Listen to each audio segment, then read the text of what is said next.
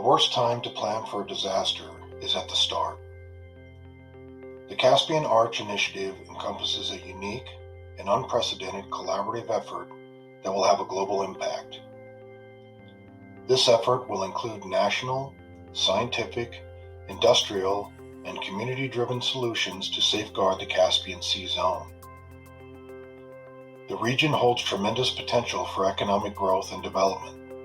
However, with increased development, there is a corresponding increased risk for natural and man-made disasters, which must be mitigated to secure the region for future generations.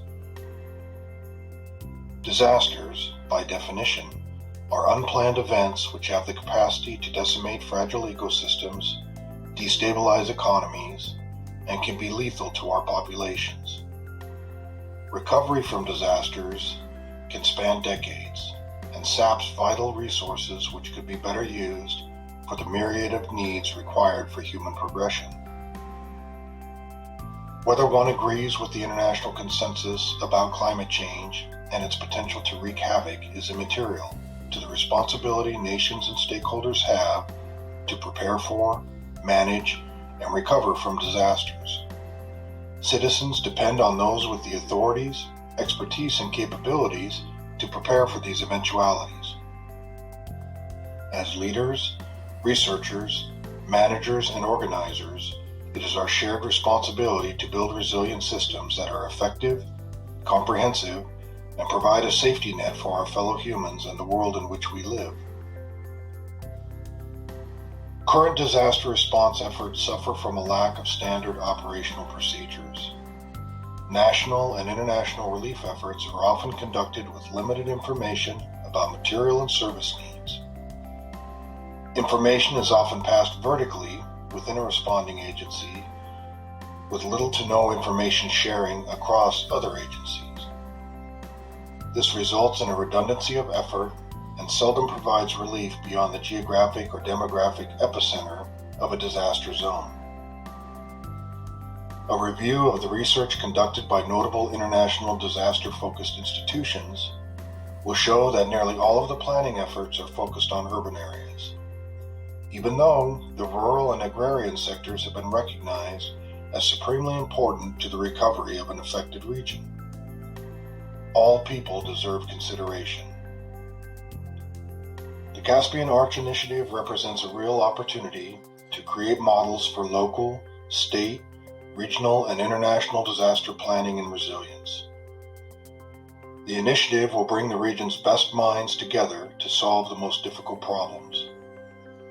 It will result in a body of work that will span all sectors of society and will reach far beyond disaster resilience. All planning begins with the map. Battles are fought on a map. Every great expedition there ever was began with a map. Commercial endeavors, civic planning, environmental conservation efforts, and nearly every other activity humanity engages in begins with a map. A map is common ground, and if the data is populated properly and kept current, it can transcend language, political, and cultural barriers which often hinder disaster response planning and management. Engineering a map with layers composed of relevant data creates a knowledge commons for all stakeholders. It becomes a virtual space where near real-time data can be accessed, needs can be analyzed, and aid can be apportioned. For planning purposes, it assumes the vital role of a training platform where threats can be templated and prioritized, suitable courses of action developed, and joint training exercises with regional partners and stakeholder communities can be performed. In management operations, it becomes the clearinghouse for information and cuts through the stovepipe methodology so prevalent in use today. Stakeholders will access the map, identify critical capacity gaps that need to be filled, and apportion the requisite resources and accesses to fill it. All stakeholders then see the solution and can better direct their efforts to other critical need areas.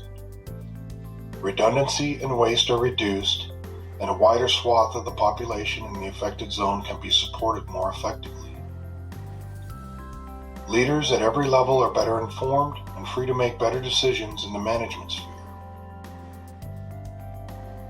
In the recovery phase, all the data from the map has been captured and serves as a starting point from which recovery efforts can begin to be coordinated and planned. It negates the need for time-consuming surveys and allows stakeholders to begin immediate recovery actions. The lessons learned are captured and shared with the international community for better equip stakeholders for future disasters. The benefits for organizing a role for disaster resiliency under the canopy of the Caspian Arch Initiative cannot be overstated. It has applicability at all levels of society, and like most serious research endeavors, the benefits will not be restricted to the disaster resiliency community. Again, the worst time to plan for a disaster is at the start. Thank you for your time and attention.